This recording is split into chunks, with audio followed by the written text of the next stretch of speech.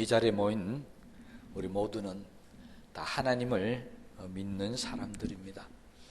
하나님을 믿으면서 우리는 늘 마음에 희망하는 것이 있죠. 하루하루의 삶이 형통했으면 참 좋겠다. 또 내가 바라고 원하는 대로 모든 삶들이 다 이루어지시면 좋겠다. 그렇게 믿고 바라고, 그래서 매주 또 하나님 앞에 나와서 예배를 드리면서 우리가 기도를 하고 있습니다.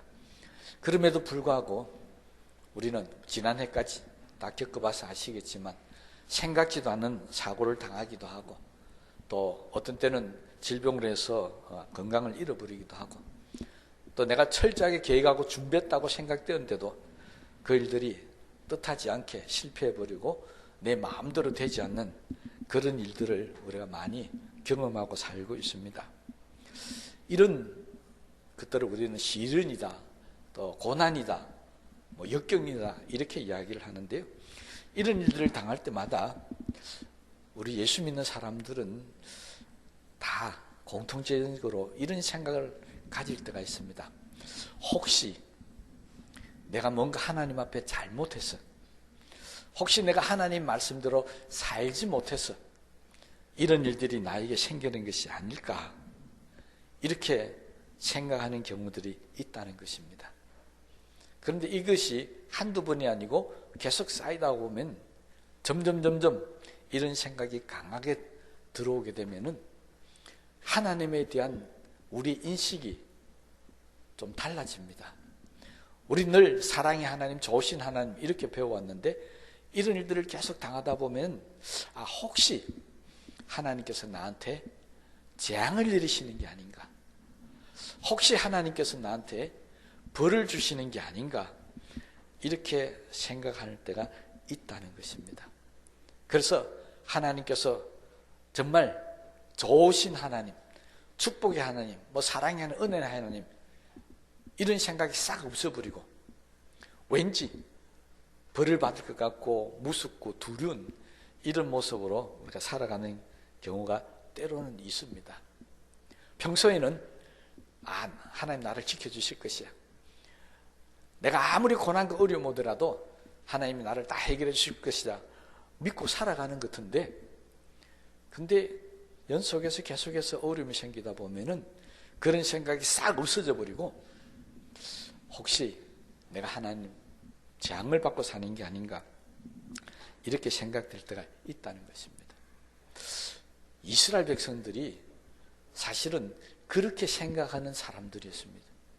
이스라엘 백성들은 자기들이 어떤 문제가 생기고 어려움들이 생기면은 그들은 항상 먼저 하나님께서 혹시 우리에게 재앙을 내리시는 게 아닌가, 우리를 벌을 주시는 게 아닌가, 이렇게 생각하면서 좋으신 하나님이라는 생각보다는 두려운 하나님, 무서운 하나님, 이런 하나님으로 많이 인식을 해왔다는 것입니다. 그런데 이스라엘 백성들과 우리는 좀 다릅니다. 왜 이스라엘 백성들은 어떤 문제만 생기면 하나님께서 재앙을 내리신다, 우리를 심판한다고 생각했느냐 하니까요, 그들은 400년 동안에 애굽에서 뭐 했다고요? 종살이를 하던 사람들이었습니다. 그들은 400년 동안 종살이 하다가 보니까 그들의 일상 삶이 조금만 잘못하면은 주인으로부터 채찍질을 당합니다. 아무리 잘해도 종은 칭찬을 별로 안 받습니다. 그런데 반대로 조금만 잘못하면은 그냥 벌을 받는다든지 아니면 채찍질 당한다든지 이런 고통을 당할 수밖에 없었다는 겁니다. 그러니까 이스라엘 백성들은 이 본성적으로 400년 동안 그게 몸에 익혀진 겁니다.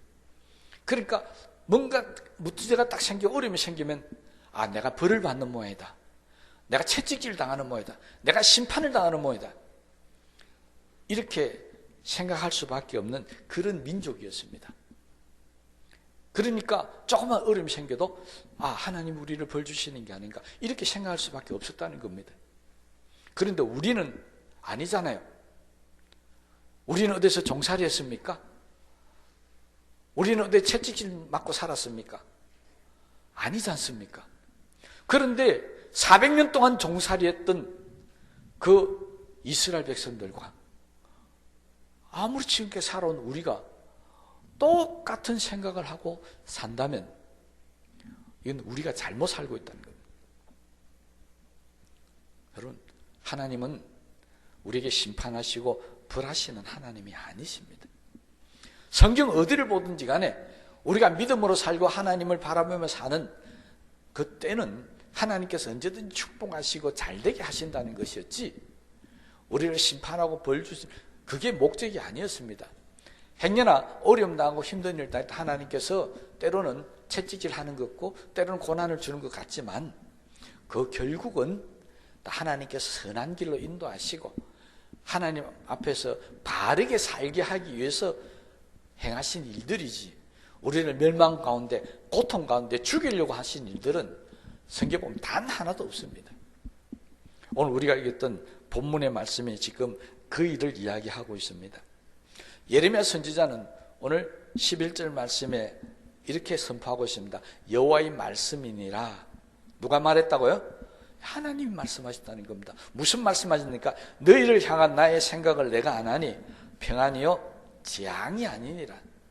너희에게 미래와 희망을 주는 것이니라. 여러분, 지금 예레미야가 이 이야기를 했을 때 예루살렘은 바벨론에 의해서 망해버렸었습니다. 그리고 예루살렘에 있던 이 유다에 있던 많은 젊은 사람들이 다 바벨론으로 포로로 잡혀가 버리는 그런 시절이었습니다.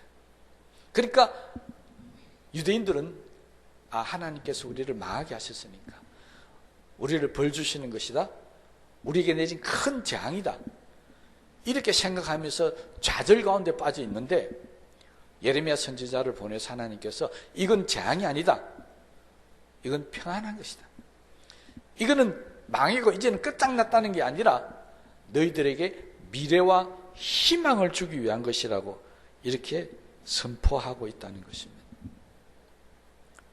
지금 이 말을 듣는 사람은 여기 29장 1절을 보면 예루살렘에서 바벨론으로 포로 간 사람들에게 예레미야가 편지를 쓰면서 이 글을 썼다는 것입니다. 그러니까 일반 사람이 아닌 바벨론에 지금 포로로 끌려간 사람들에게 이야기하는 겁니다. 이 일은 재앙이 아니다, 미래와 희망을 주기 위한 것이다, 그렇게 편지를 보냈다는 것입니다. 여러분, 그 편지를 받아보는 사람들이 인정하겠습니까? 지금 나라가 망해서 포로로 잡혀와 있는데 예레미야 선지자가 편지를 보내서 일단 너희들은 희망이 있다, 너희들 앞에 미래가 활짝 펼쳐져 있다, 이걸 믿을 사람이 어디 있겠습니까? 그러나 하나님은 분명히 말씀하셨습니다. 지금 예루살렘이 망한 것, 지금 바벨론으로 포로로 잡혀간 이것은 앞으로 이스라엘의 미래요 희망이라는 것입니다. 우리는 이 일들을 잘 알고 있으니까 하나님 하신 일을 한번 보십시다. 어떻게 했습니까? 그들이 바벨론 포로로 잡혀가서 있을 때 예루살렘은 완전히 무너져 황폐가 되었습니다. 사람이 살지 못하는 것이 되어버렸습니다. 싹 없어져 버렸다는 겁니다. 나중에 다시 그들이 돌아옵니다. 돌아오면서 성을 구축을 하고 그리고 다시 도시를 건설하면서 이전과는 전혀 다른 새로운 예루살렘, 새로운 이스라엘을 세우면서 그들은 다짐합니다.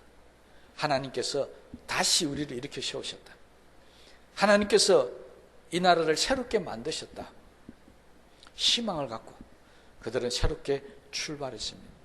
예레미야의 말이 맞았다는 것입니다. 하나님은 그 당시에 이스라엘이 너무 부패하고 너무 신앙적으로 이방신들을 많이 섬기고 해서 이건 고쳐설 수 없다고 생각하셨던 것 같습니다. 고쳐설 수 없을 때는 어떻게 해야 됩니까? 여러분들 집들이 간혹 수리도 하고 리모델링도 하고 그러지 않습니까? 그렇게 하다가 도저히 안 될 때는 어떻게 한다고요? 싹 무너뜨리고 다시 짓는 것입니다. 지금 하나님께서 이스라엘에 행하신 방법이 바로 이거였습니다. 도저히 고쳐 쓸 수 있는 상태가 안 되니까 아예 깡그리 싹 없애버리고 다시 출발하시겠다. 그건 뭡니까? 그건 희망입니다. 절망이 아닙니다. 여기서 끝난 게 아니라 새로운 미래를 하나님께서 말씀해 주고 있다는 것입니다. 여러분, 성경은 항상 우리에게 이것을 강조하고 있습니다. 우리에게 어떤 일이 생기고 우리는 절망이다, 우리는 끝장났다고 생각하는 그 순간에도 하나님은 우리를 끝장내는 것이 아니고 우리에게 희망을 주기 위한 일을 계속해 나가시다라는 것입니다. 우리는 가끔 그렇게 생각합니다. 사업을 하다가 실패합니다. 가진 것도 다 없어져 버립니다. 거기다가 병까지 듭니다. 성경의 대표적인 인물이 누굽니까? 욥 같은 사람. 대표적으로 모든 걸 다 잃어버렸습니다.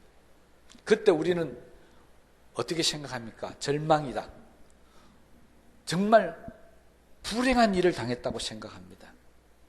그런데 성경은 단 한 번도 그렇게 말씀한 적이 없습니다. 재물이 없다고 불행합니까? 그렇지 않습니다. 지금은 없을지라도 하나님께서는 앞으로 내가 부욕해 할 것이라고 성경은 약속하고 있다는 것입니다. 그러면 지금은 없더라도 앞으로 하나님께서 나에게 축복하셔서 부욕해 된다는 것은 희망입니다. 그 희망이 있는 사람은 결코 낙심하거나 좌절하지 않습니다. 그런데 그런 희망이 없는 겁니다. 아무리 주위를 돌아봐도 나는 일어설 수 있는 재간이 없습니다. 그러면 절망이죠. 성경은 그렇게 절망하는 것이 우리 그리스도인들의 모습이 아니라 하나님을 바라보면서 지금은 내가 가진 것이 없어도 하나님께서 앞으로 장차 나에게 부욕해 하실 것이라는 믿음을 가지고 살아라고, 그게 바로 하나님 주신 희망이라고 지금 우리에게 말씀하고 있는 겁니다. 성경에 나오는 질병도 마찬가지입니다. 지금 병들었을지라도 하나님께서 나를 고쳐주실 것이다. 희망 있는 사람은 절망하지 않습니다. 오히려 고침받으려고 열심히 노력하고 애쓰고 수고합니다. 그러면 하나님께서 뭐라고 하십니까? 내 믿음대로 될지어서 고쳐주시기도 합니다. 그런 희망 있는 사람은 병이 들어도 절망하지 않는다는 것입니다. 여러분, 그렇게 본다면 우리가 살아가는 삶 속에 있어서 정말 중요한 게 하나가 있는데 그게 바로 희망입니다. 우리에게 희망만 있으면 지금 내가 어떤 어려움과 힘든 일도 다 이겨나갈 수 있다는 것입니다. 희망은 뭡니까? 지금 환경과는 전혀 또 다른 내가 바라고 원하는 환경이 나에게 주어진다는 것이죠. 그러니까 마음에 오히려 기쁨일 수 있고 하나님을 더 바라보고 의지할 수 있다는 것입니다. 바로 이런 희망을 누가 주신다고요? 하나님이 주신다는 거죠. 예레미야는 지금 완전히 망했던 이스라엘 백성들, 포로로 잡혀갔던 그 젊은 이스라엘 청년들에게 너희들에게는 희망이 있다, 하나님께서 너희들에게 희망이 되어줄 것이라고 이렇게 지금 선포를 하고 있다는 것입니다. 그러면서 예레미야는 이 희망이 내 것이 되기 위한 방법을 이야기합니다. 뭐라고 이야기합니까? 그 다음 12절 말씀입니다. 너희가 내게 부르짖으면, 내게 와서 기도하면 내가 너희들의 기도를 들을 것이요. 여러분, 나에게 희망이 현실이 되기 위해서는 예레미야는 딱 한 가지만 하면 된다는 것입니다. 하나님 앞에 나와서 부르짖으라, 기도하라. 그러면 하나님께서 들으실 것이다. 이 듣는다는 말은 이루어진다는 말씀입니다. 이 말을 철저하게 믿었던 사람이 있습니다. 바벨론으로 포로로 가서 이 말씀을 믿고 하루에 3번씩 예루살렘을 향해서 끊임없이 기도했던 사람, 다 아시죠? 바로 다니엘이 있습니다. 다니엘은 예레미야 선지자의 이 말을 철저하게 믿고 그 포로 생활을 하는 가운데서도 기도하는 것을 포기하지 않았습니다. 바빌론 왕이 조서를 내려서 어떤 신이든지 기도하든지 절하는 자는 잡아 죽인다 할 때도 그는 기도하는 걸 포기하지 않았습니다. 왜 이랬어요? 기도하는 한 우리에게는 희망이 있다는 것입니다. 그러나 기도하지 않으면 희망은 사라진다. 그래서 다니엘은 끝까지 이 희망을 포기하지 않고 기도했었습니다. 시편 기자들도 이스라엘 사람들에게 고통당하고 어려움당하고 절망당할 때마다 계속해서 부르짖었던 공통된 게 하나 있습니다. 너무나도 유명한 구절인데요. 시편 42편 5절입니다. 시편에는 여기뿐만 아니라 많은 구절인 대표적인 것만 제가 말씀드렸습니다. 내 영혼아 내가 어찌하여 낙심하며 어찌하여 내 속에서 불안하여 하는가. 너는 하나님을 바라라. 하나님께 소망을 두라. 수많은 선지자들이나 랍비들, 이스라엘 백성들을 가르치는 사람들은 항상 그렇게 외쳤습니다. 너희들은 하나님을 바라봐라. 하나님께 소망을 두라. 그렇게 이야기했다는 것입니다. 이 이야기는 무슨 이야기였습니까? 어렵다 힘든 일을 당할 때 집에만 있지 말라는 겁니다. 다른 사람들 찾아려고 여기저기 돌아다니지 말라는 겁니다. 뭐라고요? 내게 나와서 부르짖으라. 이것이 하나님의 말씀이었습니다. 결국 하나님이 주시는 희망, 이 희망은 아무에게 주는 게 아니라는 것입니다. 어떤 사람에게 준다는 것입니까? 하나님께 부르짖는 사람에게 하나님께서 주는 것이지, 집에만 들어박혀 있고 사람들만 찾아다니는 그런 사람은 하나님이 주시는 희망은 아예 받을 생각을 가지지 말라는 것입니다. 그렇다면 우리는 지금 어떻게 살고 있습니까? 정말 하나님만을 바라보고 살고 있습니까?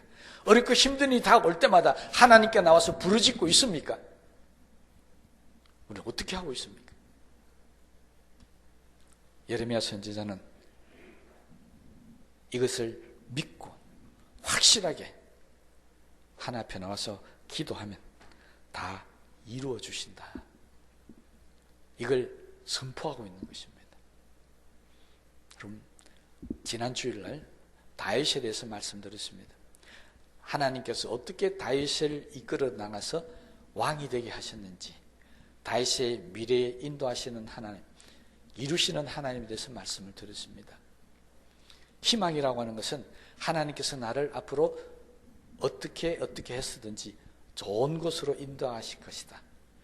이게 희망이지 않습니까? 그런데 문제가 하나 있습니다. 우리는 다윗의 미래도 압니다. 우리는 이 망했던 이스라엘의 미래도 압니다. 어떻게 되는지 아브라함의 미래도 알고요. 야곱의 미래도 압니다. 야곱이 그래도 해도 요셉이 달려가도 그의 앞날이 어떻게 되는지 우리는 다 알고 있습니다. 그죠? 그런데 요셉은 알았겠습니까? 아브라함은 알았겠습니까? 모릅니다. 우리에게도 똑같은 문제가 있습니다. 우리는 요셉을 국무총리로 만들으시고 다니엘을 국무총리로 만들으신 하나님의 역사, 그를 미래를 계획하고 인도하시는 역사는 믿고 따르고 있는데 문제가 뭐라고요? 내 미래는 모른다는 겁니다. 여러분의 미래가 보입니까? 하나님은 앞으로 여러분들을 어떻게 만드시고 어떻게 계획해 나가시고 어떻게 이루어 가실지 알고 계십니까? 이걸 모르니까 우리에게 한 가지 문제가 생기는 겁니다. 하나님 나를 어떻게 하실까? 여기 보면은 재밌는 이야기가 성경에 비유로 똑같이 나오는 게 있습니다. 바로 토기장의 비유입니다. 토기장이가 그릇을 만듭니다. 아주 귀한 그릇도 만들 거고 천일 쓰는 그릇도 만들 겁니다. 그러면서 말씀하시는 게, 그러면 나는 어떤 그릇일까? 그걸 생각하라는 것이죠. 대부분 사람들은 어렵고 힘든 일 당할 때 이렇게 생각합니다. 아, 하나님은 나를 귀한 그릇, 보배 같은 그릇으로 만든 게 아니고 어디 깨지도 어디 부딪히고 상해도 별 볼 일 없는 천한 그릇으로 만든 게 아닌가, 이렇게 생각하는 사람들이 있습니다. 이렇게 생각하는 사람들은 입에서 나오는 소리가 있죠. 아이고, 뒤에 안 하십니까? 아이고, 네, 내 팔자야. 이거 무슨 소리입니까? 내 앞날이 희망이 없다는 겁니다. 하나님께서 나를 귀하게 쓰는 것으로 만든 게 아니고 천히 쓰는 것으로 만들었을 거다. 그러면 어렵고 힘든 일 당할 때마다 낙심과 좌절합니다. 그러면서 팔자 타령만 합니다. 내 팔자가 왜 이렇고. 여러분, 그렇게 생각하는 사람 말고 정말 하나님께서는 내가 지금 이렇게 어렵고 힘든 일을 당할지라도 나중에 나를 갖다가 정말 귀한 것으로 쓸 것이라고 믿었던 사람도 있습니다. 바로 욥이었습니다. 나를 이렇게 불러 연단하고 난 이후에 정금같이 나를 나오게 하시겠다. 금으로 만들어. 그것도 정금, 순금으로 만들어서 99.999%의 금으로 만들어서 나를 귀하게 쓰실 거라고 그는 믿었다는 것입니다. 욥이 어떤 고난을 받았는지 아시잖아요. 우리 어떤 누구도 욥이 당했던 고난처럼 당한 사람 제가 알기로는 우리 교회는 아무도 없습니다. 그런 욥이 이 고난, 이 환난은 나를 정금같이 귀하게 쓰는 그릇으로 만들기 위한 단련하는 것이라고 그렇게 고백했는데 우리는 뭐라고 고백합니까? 아이고 내 팔자야만 고백하고 있다는 것입니다. 왜 그럴까요? 믿음의 차이입니다. 욥은 하나님만 바라봤으니까 지금은 내가 이렇게 환난과 고난을 당하지만 나를 정금같이 나오겠다. 그런 믿음으로 살았고요. 그렇지 못한 사람은 낙심하고 좌절합니다. 그래서 시편 40편 기자가 그러죠. 어찌하여 낭망하고 좌절하는가? 하나님을 보라는 것입니다. 우리는 어떻게 살고 있습니까? 고난이고 고통이 올 때 하나님께서 나를 정금같이 만들어 쓰시기 위해서 나에게 이렇게 한다. 이렇게 좌절도 하고 몇 번 실패하기도 하고 고통도 준다. 이렇게 믿습니까? 아니면은 내 팔자가 그래서 그렇다. 이렇게 믿고 있습니까? 그럼 생각을 바꾸십시다. 저는 우리 성도님들을 바라보면서 하나님께 도대체 저분은 어떻게 예정하셨을까? 어떻게 인도해 나가실까? 잘 모릅니다. 제가 하나님이 아니니까 잘 모릅니다. 그런데 분명히 아는 게 있습니다. 뭐냐니까요? 아이고 내 팔자에 하고 주저앉아 있는 사람은 앞으로 계속 힘들고 고통스러울 거라는 건 압니다. 그런데 아무리 어렵고 힘들어도 하나님 앞에 나와서 계속 기도하고 하나님 나 좀 살려주십시오. 나 좀 고쳐주십시오. 나 좀 일으켜 주십시오.